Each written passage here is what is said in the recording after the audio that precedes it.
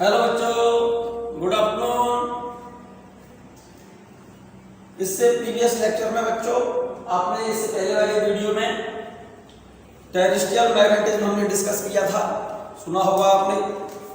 उसको ठीक से एक बार और रिवाइज कर लेना। मैं बात कर रहा हूँ बच्चों tangent law and tangent गैलोरी।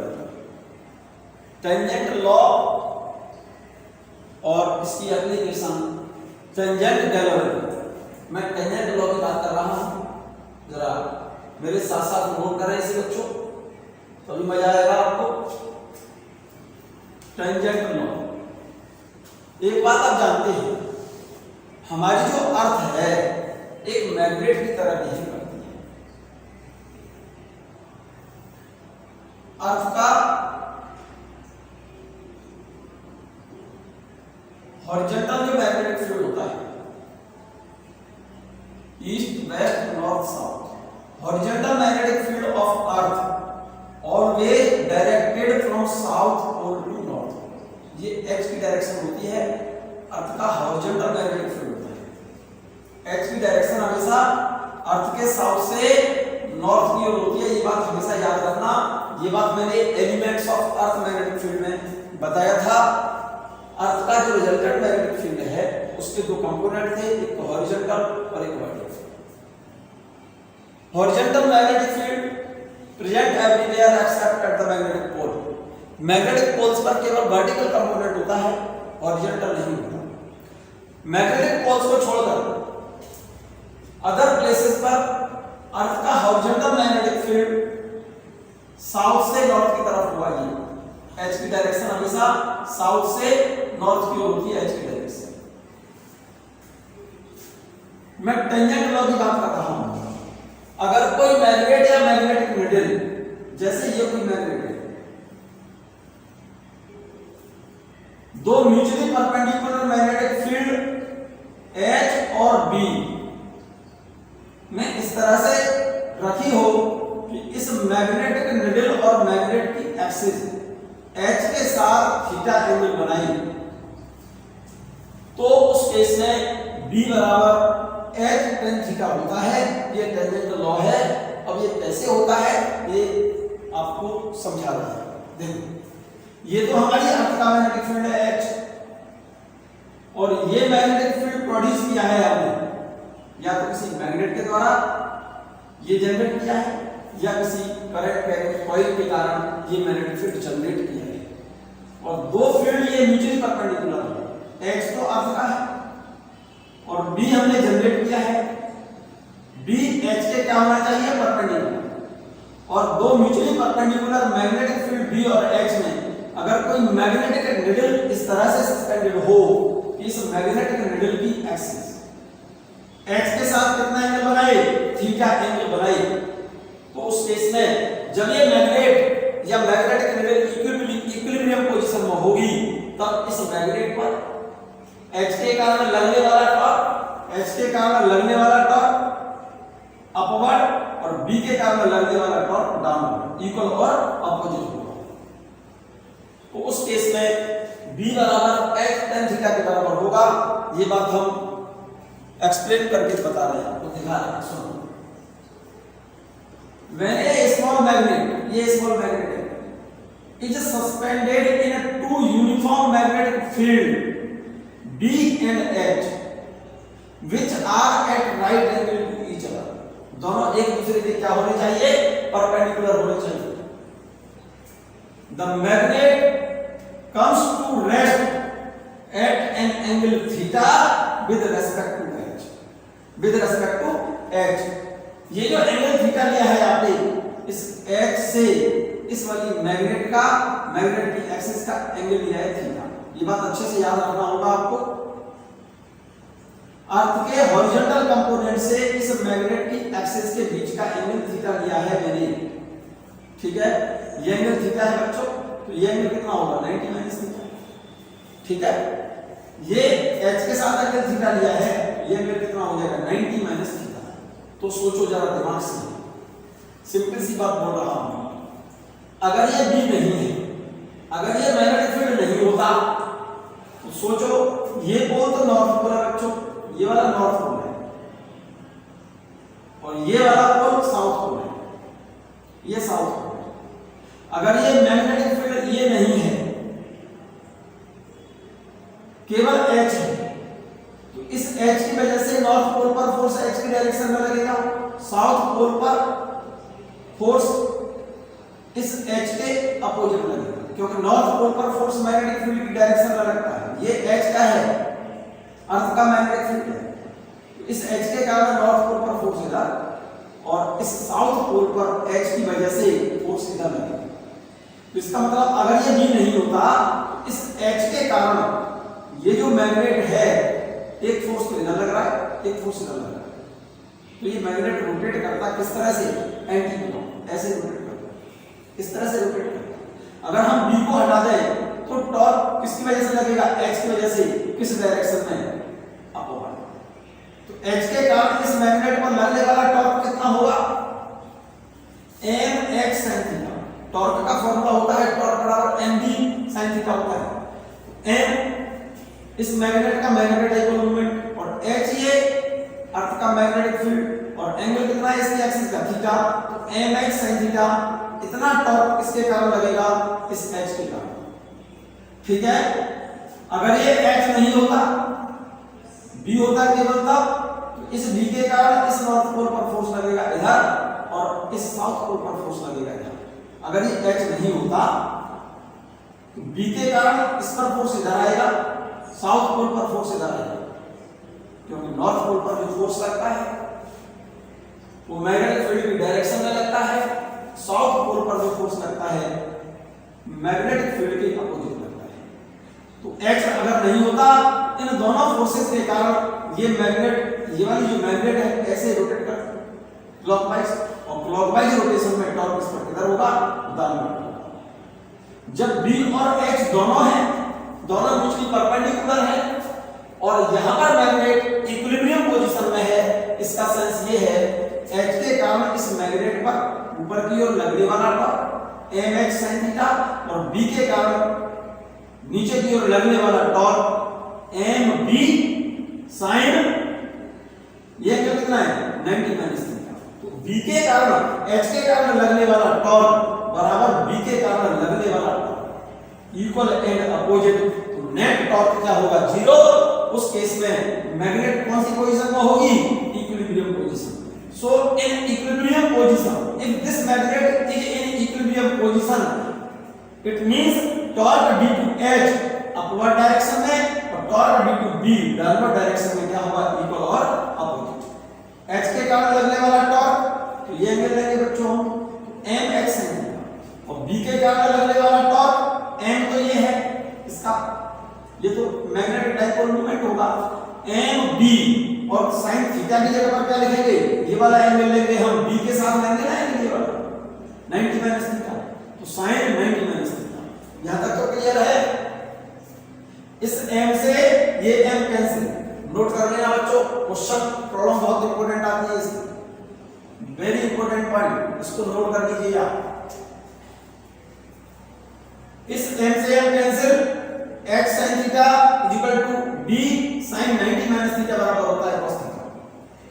sin, ये sin है, ये cos है, इस cos को नीचे ले आओ, इस cos को इसके नीचे ले आओ, तो क्या बन गया?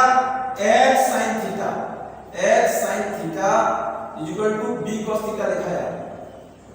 cos थीटा को नीचे ले आऊंगा, b बराबर क्या हो जाएगा? h sin अपॉन cos बराबर क्या होता है मेरे बच्चे? tan theta. b बराबर h tan theta. This law is called tangent. Note कर लिया? नोट कर लीजिए आप इसको। अगर कोई मैग्नेट या magnetic needle, if a magnet or magnetic needle is suspended in a two mutually perpendicular magnetic field B and H, and axis of magnet or magnetic needle makes an angle theta with H, तो उस case में B बराबर H tan theta होगा। क्यों होगा?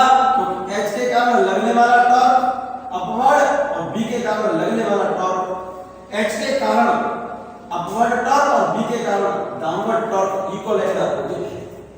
H की वजह से torque mx sin theta equilibrium position में x की वजह से torque m x sin theta बराबर b के कारण लगने वाला torque m b sin 90 minus theta, m से m कैंसिल। यहां पर x sin theta equal to यहां पर क्या बचेगा b sin 90 माइनस थीटा होता है cos theta, sin upon cos tan बन गया तो रिजल्ट आ गया आपका b बराबर x tan theta. This law is called tangent law. Here b and h are uniform, ये बात अंडरलाइन कर लो बच्चों। यहां पर b और h कैसे होना चाहिए, यहां पर b इस फॉर्मूले में b और h कोप्लेनर हो और एक दूसरे के परपेंडिकुलर होने चाहिए।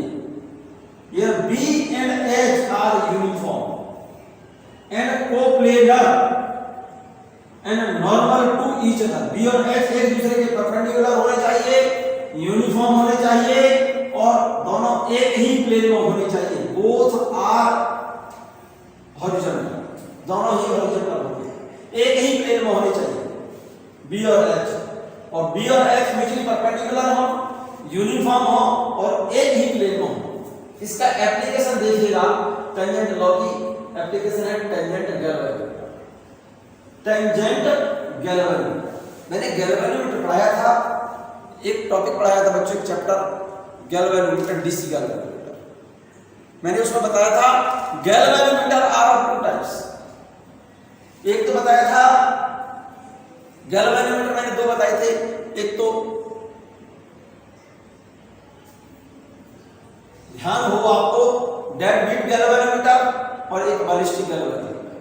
बैलिस्टिक गैल्वेनोमीटर सिलेबस में नहीं है। Ballistic galvanometer measure charge, dead beat galvanometer detect current. Dead beat galvanometer हमने दो बताए थे, एक तो मूविंग कॉइल गैल्वेनोमीटर और दूसरा होता है moving magnet galvanometer. Moving coil galvanometer हमने दो बताए थे, सस्पेंडेड टाइप मूविंग कॉइल और एक pivoted type moving coil galvanometer, जो हमने गैल्वेनोमीटर वाले चैप्टर में डिस्कस किए थे। लेकिन दूसरा गैल्वेनोमीटर बताया था मूविंग मैग्नेट गैल्वेनोमीटर, जिसमें मैग्नेट मूव करती है, कॉइल फिक्स रहती है। मूविंग मैग्नेट गैल्वेनोमीटर भी हमने दो बताई थी, एक तो टेंजेंट गैल्वेनोमीटर बताया था और एक बताया था साइन गैल्वेनोमीटर। तो हम बात कर रहे हैं बच्चों टेंजेंट गैल्वेनोमीटर की बात कर रहा हूं। किसकी बात कर रहा हूं? Tangent galvanometer. Tangent galvanometer is based upon tangent law. Note करते जाइए साथ साथ। Tangent galvanometer is based upon tangent law. Note करो साथ साथ। It is used to measure current. Tangent galvanometer tangent law पर बेस्ड होता है और इसका यूज किया जाता है करंट को मेजर करने के लिए। It is used to measure current. ठीक है, करंट मेजर करने के लिए इस्तेमाल करते हैं इसको टेंजेंट गैल्वेनोमीटर। टेंजेंट गैल्वेनोमीटर क्या होता है, जिसमें tangent galvanometer is based upon tangent law. It is used to measure current. इसका यूज करते हैं हम करंट मेजर करने के लिए। ठीक है ना। It is a moving magnet galvanometer. It is a moving magnet galvanometer. ये इस पॉइंट को बच्चों ध्यान से सुना जाए। It is a moving magnet galvanometer. It is a moving magnet galvanometer. Moving magnet galvanometer क्या बोलते हैं इसे? क्योंकि इसमें मैग्नेट मूव करते हैं। It is a moving magnet galvanometer, क्योंकि इस गैल्वेनोमीटर में मूव करती है कौन? मैग्नेट, और कॉइल क्या रहती है? स्टेशनरी होती है। Because in it coil is remain stationery and the magnetic needle moves. इसके अंदर कॉइल तो स्टेशनरी रहती है और मैग्नेट क्या करती है? रोटेट करती है। आपने देखा नहीं होगा इसको, मैं दिखाता हूं आपको।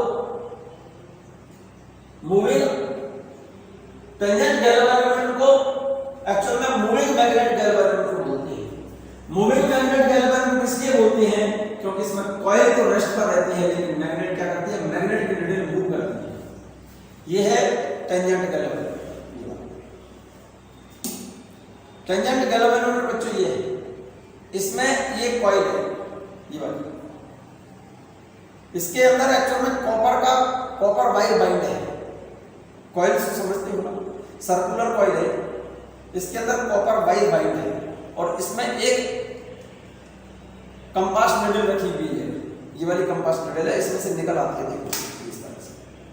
ये कंपास नीडल है, ये वाली। इसमें ये मैग्नेट होती है, ये वाली, ये मैग्नेट है, ये वाली। इस मैग्नेट का ये रेड वाला पॉइंट है ना, नॉर्थ पोल है, ये वाला पोल साउथ है। ये मैग्नेटिक नीडल देख रहे हैं ना, ये वाली छोटी सी मैग्नेटिक नीडल है। और इस बॉक्स को बोलते हैं कंपास बॉक्स। कंपास बॉक्स में ये मैग्नेटिक नीडल जो होती है हॉरिजॉन्टल डायरेक्शन में मूव करती है, इस तरह से। हॉरिजॉन्टल प्लेन तो ये हो गया ना, इस तरह से, और ऐसे मूव करती है, ऐसे। ठीक है ना। तो इसमें मैग्नेटिक नीडल जो होती है मूवेबल है, मूव करेगी। और कॉइल, ये कॉइल है, इसमें एक कॉपर का वायर बाइंडर आता है इसके अंदर। ये इसके अंदर कॉपर की कॉइल है बच्चों, इसमें इस पे टेप लगा हुआ है, जो में कॉपर की कॉइल अंदर बाइंड है इसमें यहाँ। और इस कॉपर कॉइल के पॉइंट अटैच होते हैं यहाँ पर। इस कॉइल को यहाँ पर बाइंड किया है, एक बार बाइंड किया तो एक टर्न, दो बार बाइंड किया, दो टर्न, तीन बार बाइंड किया, 3 टर्न। तो इस तरह से इसमें कई बार बाइंड किया है हमने। और इसके कितने टर्न हैं यहाँ पर इस पॉइंट पर देखो लिखा हुआ है। इन दोनों टर्मिनल के बीच में यहाँ लिखा हुआ है 2, ये 2 लिखा हुआ है। इस वाले टर्म और इस वाले टर्मिनल, इन दोनों के बीच में लिखा हुआ है, देखो यहाँ पर 50, ये 50 लिखा हुआ है। इस वाले टर्मिनल और इस वाले टर्मिनल के बीच यहाँ पर लिखा हुआ है, देखो 500, ये 500 लिखा हुआ है। इसका मतलब अगर हम यहाँ पर बैटरी कनेक्ट कर देते हैं, यहाँ पर 2 लिखा हुआ है, इसका मतलब बैटरी यहाँ पर कनेक्ट करेंगे तो इसमें वायर को, कॉपर वायर जो बाइंड किया है वो 2 बार बाइंड किया है, उसमें नंबर ऑफ टर्न 2 बार 2 होंगे। यहाँ पर बैटरी बाइंड कर दी हमने, बैटरी यहाँ पर कनेक्ट कर दी, इसका मतलब इसके अंदर नंबर ऑफ टर्न 50 है, 50 लिखा हुआ है। और यहाँ पर बैटरी कनेक्ट की है इस जगह पर, दोनों पॉइंट पर, तो यहाँ पर नंबर ऑफ टर्न्स 500 लिखे हैं। इसका मतलब इसमें कॉपर वायर के 500 टर्न इसमें बाइंड है। कॉइल है ये, कॉइल सर्कुलर। और सर्कुलर कॉइल में जब करंट कंडक्ट करा दे बच्चों, सर्कुलर कॉइल में अगर करंट कंडक्ट करा दे, सिंपल सी बात बोल रहा हूं, ये सर्कुलर कॉइल, सर्कुलर कॉइल, इस वाली कॉइल को बच्चों, इस वाली कॉइल को हमने पेपर पर यहां लिखा दिया, ये कॉइल बनाई है, ये कॉइल बनाई है सर्कुलर कॉइल। और इस कॉइल में जैसे ही हम करंट कंडक्ट कराएंगे ये वाली, तो इसके सेंटर पर, जैसे हम इसमें करंट कंडक्ट कराएंगे बच्चे, तो इसके सेंटर पर मैग्नेटिक फील्ड जनरेट हो जाएगा, ऐसे बी। और अर्थ का हॉरिजॉन्टल मैग्नेटिक फील्ड ऐसे होता है। अर्थ का हॉरिजॉन्टल मैग्नेटिक फील्ड होता है साउथ से नॉर्थ की ओर, ये तो ईस्ट, ये वेस्ट, ये नॉर्थ और ये साउथ। एच की डायरेक्शन ऐसे होती है, ऐसे, ये एच की डायरेक्शन है। एच की डायरेक्शन को हमने यहां लिखा है। और इस कॉइल में जैसे करंट कंडक्ट कराएंगे तो इसके सेंटर पर magnetic field B, normal to plane, जैसे ये कॉइल है, ये वाली कॉइल है मान लो, और इसमें हमने करंट कंडक्ट करा दिया, तो इसके सेंटर पर जो बी होगा ऐसे हो जाएगा या फिर इधर होगा। और एच ऐसे है, एच की डायरेक्शन है। और इसके बीच में यहां पर रखी होती है ये मैग्नेटिक नीडल, ये वाली मैग्नेटिक नीडल, ये नीडल इसके बीच में यहां रखते हैं, ऐसे रखते हैं बच्चों, ऐसे दिख रहा होगा आपको।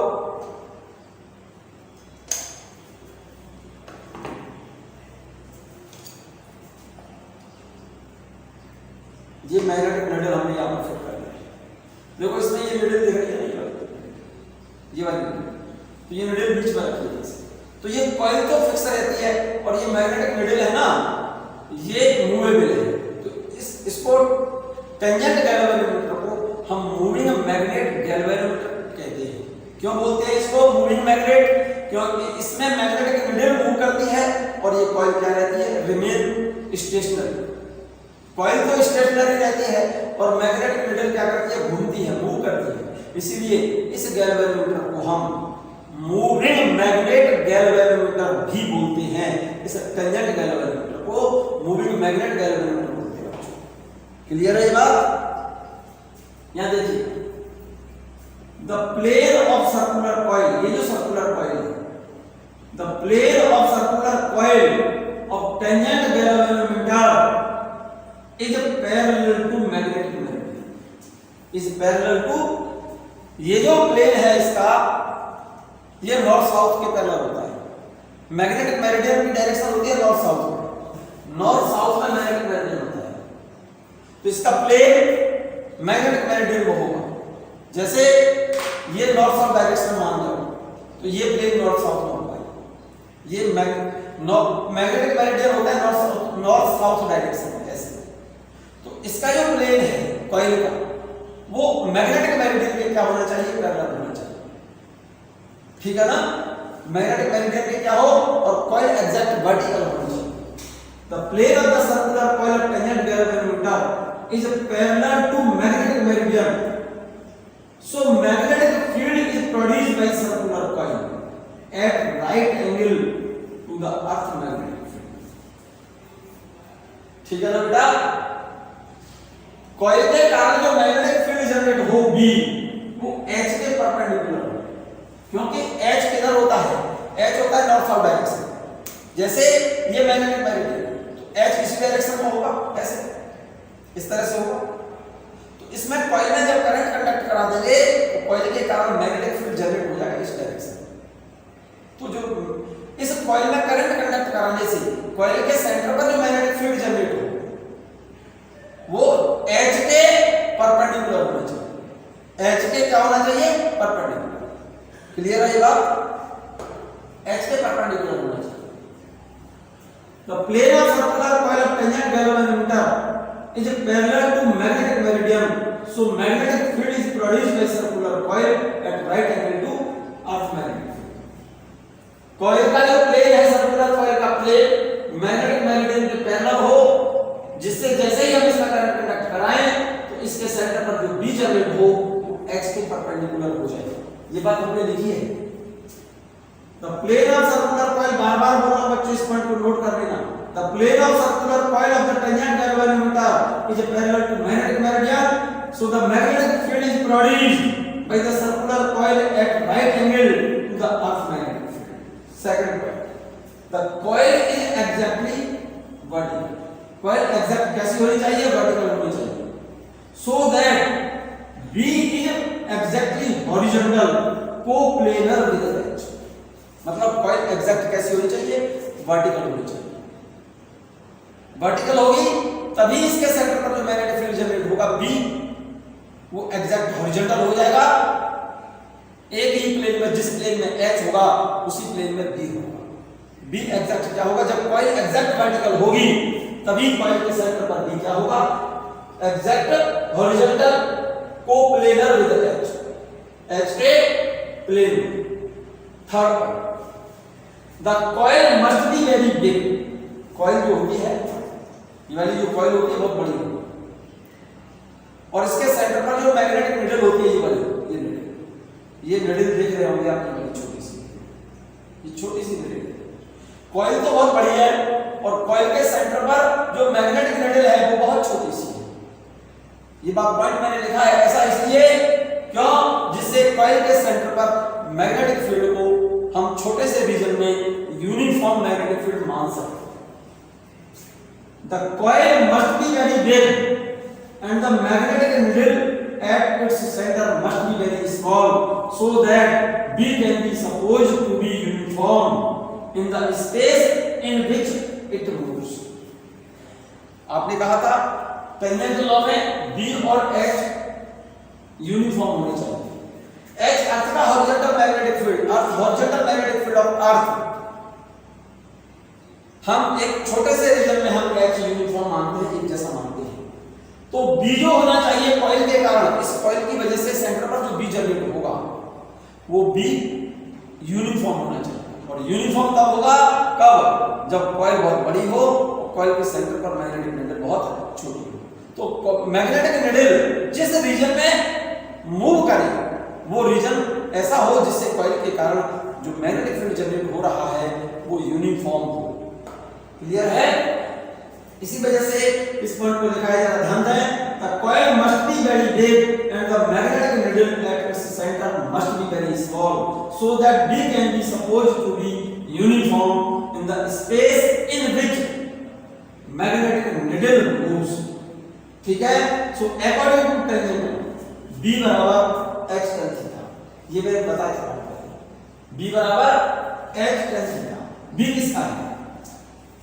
B कॉइल का है। किसका है? इस कॉइल में जैसे करंट कंडक्ट कराएंगे, इस कॉइल में जैसे ही हम करंट कंडक्ट कराएंगे तो इस कॉइल के सेंटर पर जो B जनरेट हुआ है, इस करंट के कारण सेंटर पर B, और सर्कुलर कॉइल के सेंटर पर B के लिए फॉर्मूला क्या होता है बच्चों? सर्कुलर कॉइल के सेंटर पर, इस सर्कुलर कॉइल में अगर हम करंट कंडक्ट करा दें तो इसके सेंटर पर जो B जनरेट होगा, ये जो B कितना जनरेट होगा?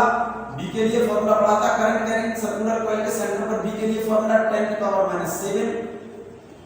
2 पाई Ni अपॉन इस कॉइल की रेडियस R, ठीक है, और ये B H के परपेंडिकुलर है, लगा दो टेंजेंट लॉ B बराबर H tan theta, H tan theta. तो ये थीटा कहां है? ये थीटा क्या चीज है? इस निडल की जो एक्सिस है, इस H के साथ जो एंगल बनाती है, ये एंगल थीटा होगा, ये एंगल थीटा होगा, ठीक है ना। इस वाले फिगर को हमने देखो यहां दिखा दिया बच्चों, इस फिगर को यहां दिखाया है, ये तो मैग्नेटिक निडल है छोटी सी, ये कॉइल का B है और ये अर्थ का H है, ये एंगल थीटा है। तो यहां पर रिलेशन लगाएंगे B बराबर h tan थीटा, B इसके सेंटर पर, कॉइल के सेंटर पर ये B है मैग्नेटिक, ये B कितना होगा? कॉइल में करंट कंडक्ट कराने पर कॉइल के सेंटर पर जो मैग्नेटिक फील्ड होता है उसका फॉर्मूला ये रहा, ठीक है ना। B की जगह पर, इस B की जगह पर तो ये वैल्यू लिख देंगे हम, H अर्थ का हॉरिजॉन्टल मैग्नेटिक फील्ड है, ये H, जहां पर आप एक्सपेरिमेंट कर रहे हो ये H उस जगह पर फिक्स होगा। जैसे आप दिल्ली में कर रहे हो, H की वैल्यू दिल्ली में 0.34 गॉस है बच्चों, वो वैल्यू क्वेश्चन में गिवन होगी। थीटा क्या है? इस मैग्नेटिक निडल की एक्सिस और H के साथ जो एंगल बन रहा है ये थीटा है, ठीक है ना। यहां पर डाल देंगे। इस फिगर को देखो जरा एक बार, इस फिगर को जरा गौर से देखें, इस वाले फिगर को, इस वाले फिगर को बनाया है हमने। यहां पर देखो ये तो कॉइल है, ये वाली, ये कॉइल, ये कॉइल है, देखो ये देख लो जरा गौर से, ये वाली कॉइल है, इसमें ये कॉइल है और इसमें ये देख रहे हैं ना, ये कंपास बॉक्स है ये वाला, और इस कंपास बॉक्स के बीच में ये क्या है? मैग्नेटिक निडल, ठीक है ना, ये मैग्नेटिक निडल है। क्लियर है ये बात क्लियर है बच्चों। और इस कंपास बॉक्स को हमने इसके, इस वाले बॉक्स को, इस वाले कंपास बॉक्स को हमने इसमें से बाहर दिखा दिया, अलग से दिखा दिया, ठीक है ना। ये सेंटर पर मैग्नेटिक फील्ड है, कॉइल के सेंटर पर B, और ये अर्थ का हॉरिजॉन्टल मैग्नेटिक फील्ड है। जब मैग्नेट की एक्सिस H के साथ थीटा एंगल बनाए तो लगाते हैं टेंजेंट लॉ। यहां पर ये जो फिगर है ना, ये वाला जो फिगर है टेंजेंट गैलेवेटर का, ये वाला ये फिगर है, और इसमें ये जो कंपास बॉक्स देख रहे हैं, ये वाला, ये कंपास बॉक्स, ये वाला कंपास बॉक्स, ये जो कंपास बॉक्स है इसमें बाहर निकाल के ऐसे रख देंगे, ये कंपास बॉक्स ऐसे दिख रहा है, ये वाला कंपास बॉक्स दिख रहा है, ये वाला दिख रहा है, ये निडल दिखाई है इसमें, ये वाली, और इस कॉइल में जैसे करंट कंडक्ट करा देंगे, इसके सेंटर पर B इधर दिखाया है, और अर्थ का हॉरिजॉन्टल मैग्नेटिक फील्ड भाई बोर्ड पर, पेपर पर तो आप इसी तरह से दिखाएंगे ना बच्चों, H है और मैग्नेटिक निडल की एक्सिस H के साथ एंगल थीटा बना रही है। तो यहां पर लगाएंगे आप टेंजेंट लॉ B बराबर H tan थीटा, यहां लगा दिया है मेरे बच्चों, देखो ये रहा B बराबर H tan थीटा। तो कॉइल के सेंटर पर B कितना होगा? मैंने फॉर्मूला लगाया है, करंट के कॉइल के सेंटर पर मैग्नेटिक फील्ड का formula 10⁻⁷ 2 by Ni/R equal to H tan theta. यहां तक क्लियर है? तो करंट कितनी होगी? I निकालना है तो R को यहां ले लो बच्चों, 10 पावर माइनस 7 को इधर ले जाएंगे तो plus 7 r into h upon 2 पाई n को नीचे ले आओ 2 पाई n और ये tan थीटा ये tan थीटा। जरा गौर से देख लो, ये वैल्यू कांस्टेंट है बच्चों से, ये वैल्यू कांस्टेंट है, ये वैल्यू r कॉइल की रेडियस है। इस कॉइल की रेडियस को तो आप बार-बार चेंज कर नहीं सकते बच्चों, इसकी रेडियस तो फिक्स होगी r, ये कांस्टेंट वैल्यू है ही। h हॉरिजॉन्टल कंपोनेंट अर्थ मैग्नेटिक फील्ड का, जहां पर आप ये एक्सपेरिमेंट कर रहे हो वहां पर h हॉरिजॉन्टल कंपोनेंट है। 2 पाई कांस्टेंट है, n कॉइल में नंबर ऑफ टर्न्स, तो ये वैल्यू फिक्स होगी। इस वैल्यू को हमने क्या बोल दिया है k, i बराबर इसकी जगह पर हमने लिख दिया है k tan थीटा। यहां पर k को बोलते हैं reduction factor, where k is called reduction factor और इसकी यूनिट होती है एम्पीयर। भाई ये पूरा कांस्टेंट है, इसको k बोला है, ये tan थीटा, तो i बराबर k tan theta. tan theta की तो यूनिट होगी नहीं, k की यूनिट क्या होगी, वही होगी जो करंट की है, इसलिए रिडक्शन फैक्टर इसकी यूनिट होती है एम्पीयर। और k कितने की जगह पर लिखा है, ये 10 की पावर 7 RH अपॉन 2 पाई है, ये रहा 10 की पावर 7 RH अपॉन 2 पाई है। r का चीज है यहां पर, r is radius of the coil and number of turns in the coil, h horizontal component of magnetic field। Definition देता है रिडक्शन फैक्टर की, I बराबर k tan थीटा, I बराबर k tan थीटा। यहां पर देख लें डेफिनेशन, देखो जरा रिडक्शन फैक्टर, I बराबर क्या लिखा है आपने, यहां पर I equal to k tan theta, ठीक है ना। इस रिडक्शन फैक्टर की डेफिनेशन की बात कर रहा हूं। If theta equal to 45, then k बराबर I।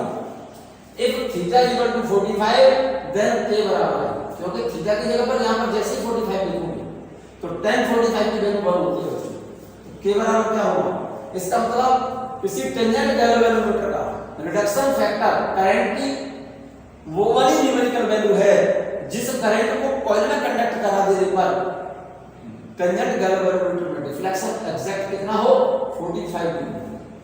टेंजेंट गैल्वेनोमीटर में 45 डिग्री डिफ्लेक्शन प्रोड्यूस करने के लिए कॉइल में जितनी करंट कंडक्ट करानी पड़ेगी उस वैल्यू को टेंजेंट गैल्वेनोमीटर का रिडक्शन फैक्टर कहा जाता है। ये लिखा है ना, the reduction factor K of a tangent galvanometer is numerically equal to the current required to produce a deflection of 45 degree। Reduction factor of tangent galvanometer is numerically equal to current required to produce a deflection in galvanometer is 45 degree। Tangent galvanometer का reduction factor current की वो वाली numerical value है जिस current को tangent galvanometer में conduct कराने पर उसमें डिफ्लेक्शन 45 डिग्री हो जाएगी। यहां तक बात क्लियर है। मैं बात कर रहा हूं बच्चों sensitivity and accuracy of tangent galvanometer. Tangent galvanometer की सेंसिटिविटी और एक्यूरेसी कब ज्यादा है, एक्यूरेट वैल्यू कब देगा, रिजल्ट कब देगा ये, और इसकी सेंसिटिविटी कब ज्यादा है। आपने अभी एक पॉइंट पढ़ा I equal to k tan theta, ये अभी पढ़ा है, ये रहा I बराबर k tan theta. We know that I equal to k tan theta. This equation differentiating with respect to theta, इस इक्वेशन को बच्चों ध्यान दो, इस इक्वेशन को थीटा के रेस्पेक्ट में डिफरेंशिएट कर दो।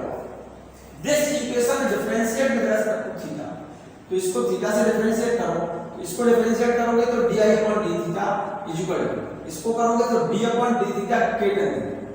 ध्यान देना k तो कांस्टेंट है बच्चों, और tan थीटा का डिफरेंशिएशन थीटा के रिगार्ड में होता है मेरे बच्चे sec स्क्वायर थीटा, नोट कर लो इसको। डिफरेंशिएशन tan थीटा का डिफरेंशिएशन बच्चों sec स्क्वायर थीटा होता है, sec स्क्वायर थीटा होता है, ये बात आप नोट कर लो। k तो कांस्टेंट है, tan थीटा का डिफरेंशिएशन थीटा के रिगार्ड में sec स्क्वायर थीटा होता है, ठीक है। यहां तक कोई प्रॉब्लम तो नहीं, यहां तक तो कोई प्रॉब्लम नहीं। तो ध्यान से देखिएगा, मुझे डिफ्लेक्शन निकालना है, तो डी थीटा को तो आप यहाँ ले जाओ और k sec स्क्वायर थीटा को नीचे ले आओ, तो डी थीटा बराबर डी आई, तो ये रहा, इस टर्म को ले गया उधर और इस वाले टर्म को ले आया मैं नीचे, तो ये हो गया k sec square theta. D theta equal to d I upon k sec square theta, तो d I upon k 1 upon sec square theta को लिख सकता हूं cos स्क्वायर थीटा। यहां तक कोई प्रॉब्लम? यहां तक तो कोई प्रॉब्लम नहीं है। D theta equal to d I upon k cos square theta, तो d theta equal to d I into cos square theta, और इस k की जगह पर लिख दिया मैंने i अपॉन tan थीटा, क्योंकि i बराबर k tan थीटा था। तो इस k की जगह पर यहां से मैं क्या लिख सकता हूं, i अपॉन tan थीटा, तो इस k की जगह पर मैंने i अपॉन tan थीटा लिख दिया, ये cos स्क्वायर थीटा, ये tan थीटा बन जाएगा ऊपर, तो d theta equal to di upon i into cos square theta, और ये tan थीटा पहुंच गया यहां पर tan थीटा। यहां तक ठीक? अब एक काम करो, d theta equal to di upon i, ये रहा, tan थीटा को sin theta upon cos theta, cos square theta, एक cos यहां से कैंसिल हो जाएगा बच्चों, एक cos यहां से कैंसिल हो गया, देख लो, एक टर्म cos का कैंसिल हो गया, तो क्या बचेगा, d theta equal to di upon i two sin theta cos theta. यहां तक कोई प्रॉब्लम तो नहीं है? d theta equal to di upon i, मैं यहां लिख दे रहा हूं, d theta equal to di upon i, और ये sin theta cos theta, sin theta cos theta को मैं लिख रहा हूं, देखो जरा यहां पर 2 sin थीटा cos थीटा, ऊपर 2 का मल्टीप्लाई कर दिया मैंने ऊपर और 2 से डिवाइड कर दिया, यही बात है। एक्चुअल में 2 sin थीटा cos थीटा बराबर होता है 2 sin थीटा cos थीटा, ये फार्मूला है sin 2 थीटा का, ये sin 2 थीटा का फार्मूला है। sin 2 थीटा बराबर होता है 2 sin theta cos theta. Actual में 2 sin थीटा cos थीटा को मैं sin 2 थीटा लिखने के लिए 2 से ऊपर नीचे मैंने मल्टीप्लाई किया, तो रिजल्ट आया आपका d theta equal to di upon i, इसकी जगह पर लिख दिया sin 2 थीटा अपॉन 2। ये तक समझ में आई बात मेरी? यहां तक बात समझ में आई बच्चों? तो d theta equal to di upon i into sin 2 theta upon 2। अब मैं बात कर रहा हूं सेंसिटिविटी। d थीटा क्या चाहिए? Deflection, change in deflection in galvanic. d theta change है डिफ्लेक्शन में गैल्वेनिक। कब? di upon i, this is the fractional change in current। Fractional change in current, ये फ्रैक्शनल चेंज इन करंट बहुत कम हो, और हम ये चाहते हैं उस केस में d थीटा मतलब डिफ्लेक्शन में चेंज ज्यादा हो। फ्रैक्शनल चेंज करंट का कम होने पर d थीटा ज्यादा हो, और d थीटा की वैल्यू तब ज्यादा होगी मेरे बच्चे जब sin 2 थीटा की वैल्यू ज्यादा हो। So the tangent galvanometer is both sensitive and accurate if the change in its deflection is large for a given fractional change in current। मतलब di upon i, ये इसका फ्रैक्शनल चेंज ऑफ करंट, एक fractional change of current की निश्चित value के लिए deflection बहुत ज्यादा हो तो हम कहेंगे टेंजेंट गैल्वेनोमीटर बहुत ज्यादा सेंसिटिव है, मतलब करंट की वैल्यू थोड़ी सी चेंज कर देगा। फ्रैक्शनल चेंज इन करंट कम होने पर हम चाहते हैं d थीटा ज्यादा, डिफ्लेक्शन में चेंज ज्यादा। जैसे कहेंगे ना बहुत थोड़ी सी करंट चेंज की है और डिफ्लेक्शन बहुत ज्यादा शो कर दिया, बहुत ज्यादा सेंसिटिव हो गया इसका। थोड़ा सा चेंज करने पर उसमें डिफ्लेक्शन में चेंज बहुत ज्यादा हो जाए, ज्यादा सेंसिटिव माना जाएगा ना। कि थोड़ा सा चेंज किया हमने और बहुत ज्यादा पावर चेंज आ गया उसमें डिफ्लेक्शन में, तो ज्यादा सेंसिटिव होगा। So the tangent galvanometer is both sensitive and accurate if the change in its deflection is very large for a given fractional change of current। और इसके लिए d थीटा ज्यादा कम होगा जब sin 2 थीटा की वैल्यू ज्यादा होगी। d theta would be maximum when value of sin 2 theta is a maximum, और इसकी मैक्सिमम वैल्यू होती है 1। sin में सबसे ज्यादा वैल्यू बच्चों 1 होगी, d थीटा की वैल्यू तब ज्यादा होगी जब sin 2 थीटा की वैल्यू कितना हो 1 हो, क्योंकि sin में मैक्सिमम वैल्यू 1 होती है। sin 2 theta equal to 1 sin में वैल्यू होती है sin 90। क्लियर है?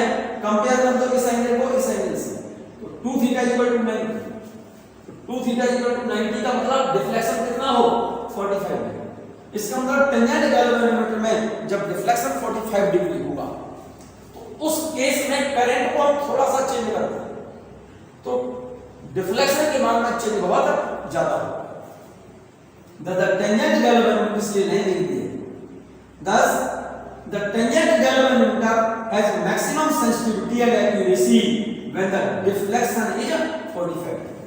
जब डिफ्लेक्शन 45 डिग्री होगा तो इस टेंजेंट गैल्वेनोमीटर की बच्चों टेंजेंट गैल्वेनोमीटर की सेंसिटिविटी इस गैल्वेनोमीटर की सेंसिटिविटी तब ज्यादा होगी जब ये डिफ्लेक्शन कितना हो 45 डिग्री। यहां तक कोई प्रॉब्लम तो नहीं है बच्चों?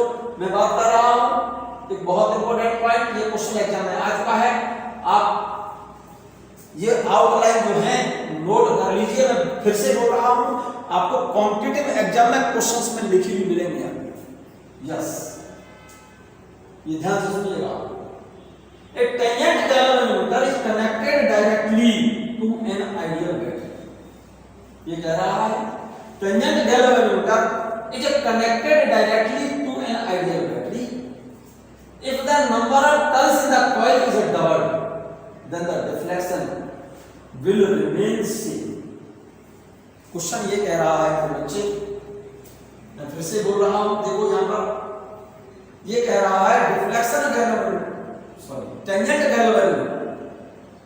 गैल्वेनोमीटर में ये कॉइल होती है, वो ये कह रहा है क्वेश्चन में कि अगर हम इसको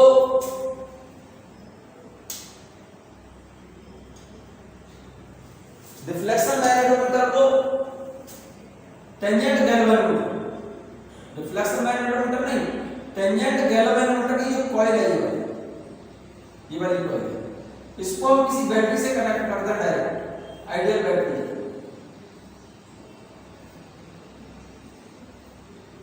तो इस बैटरी के द्वारा इसमें करंट जाएगी, करंट चलेगी इसमें, तो इसके सेंटर पर बी जनरेट होगा, एच इसका है ही, बी जनरेट होगा इसमें बी, इसकी मैग्नेटिक नीडल एच के साथ क्या एंगल वाला है थीटा। तो ये कह रहा है वो यहां पर टेंजेंट में लगेगा बी बराबर एच टेन थीटा। बी की वैल्यू क्या होगी 10 की power -7 2 pi n I upon r equal to H tan theta. जरा ध्यान दीजिए मेरी बात पर, आपने देखा है A tangent galvanometer is connected directly to an ideal battery।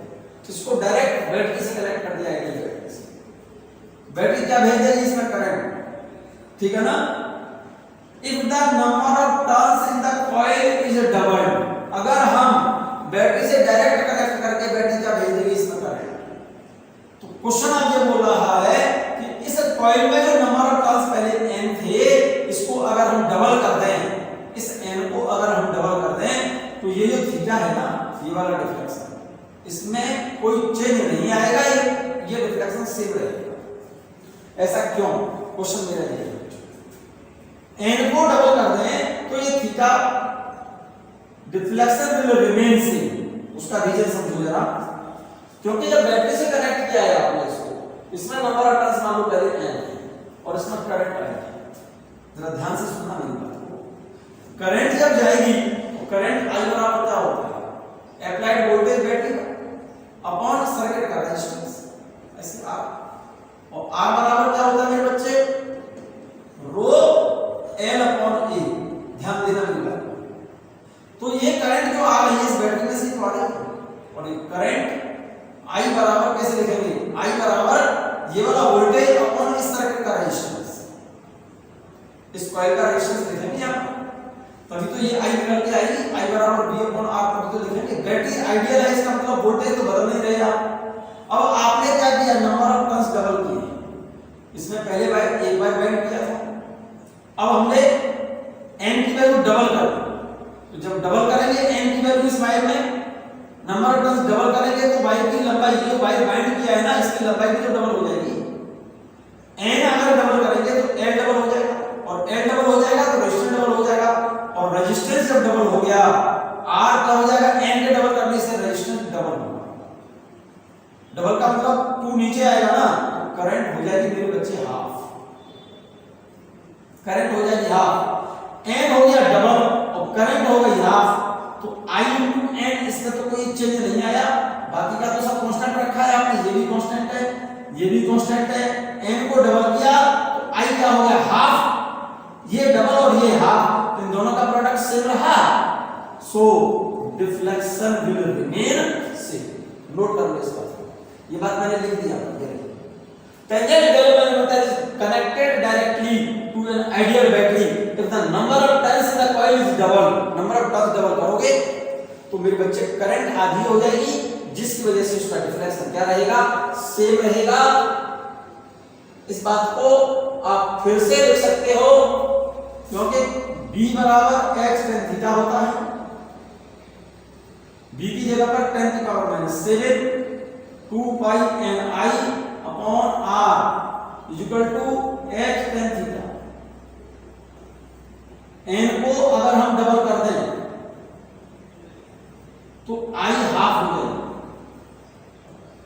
i half n double तो i इंटू n क्या हो जाएगा same, it means theta will remain same. यहां तक क्लियर हो गई होगी मेरी बात। नेक्स्ट पॉइंट देखिएगा, बहुत बेहतरीन पॉइंट है बच्चों, इंपॉर्टेंट पॉइंट है, जरूर से ज्यादा इंपॉर्टेंट पॉइंट है, मोस्ट इंपॉर्टेंट पॉइंट है, ध्यान दीजिएगा। A tangent galvanometer shows no deflection when a current is passed through it।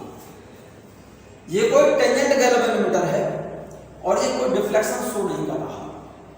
Deflection show कब करता है? कोई टेंजेंट गैल्वेनोमीटर के बच्चे, ये तो H हो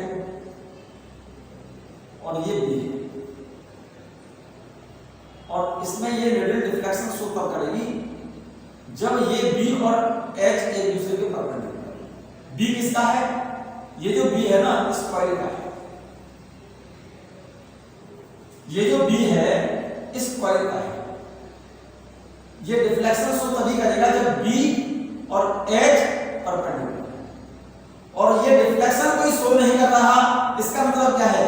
ये जो B है ना वो H की डायरेक्शन में, ये जो B है H की डायरेक्शन में हो जाए तो डिफ्लेक्शन जीरो हो जाएगा। और B H की डायरेक्शन में कब होगा? B और H परपेंडिकुलर कब होते हैं? जब ये कॉइल है ना, ये जो कॉइल है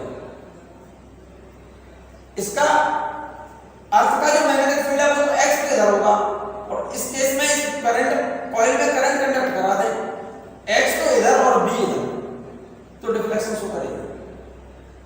इसका मतलब ये डिफ्लेक्शन तभी शो करेगा टेंजेंट गैल्वेनोमीटर जब कॉइल का प्लेन मैग्नेटिक मेरिडियन के जब पैरेलल होगा, तो इसके सेंटर पर B H के परपेंडिकुलर होगा, तो ये डिफ्लेक्शन शो करेगा। और अगर इसका प्लेन कॉइल का मैग्नेटिक मेरिडियन के परपेंडिकुलर कर दें आप इस तरह से, ऐसे कर, ये तो मैग्नेटिक मेरिडियन और ये कॉइल का प्लेन मैग्नेटिक मेरिडियन के परपेंडिकुलर हो, तो यहां पर इसके सेंटर पर B किधर हो जाएगा?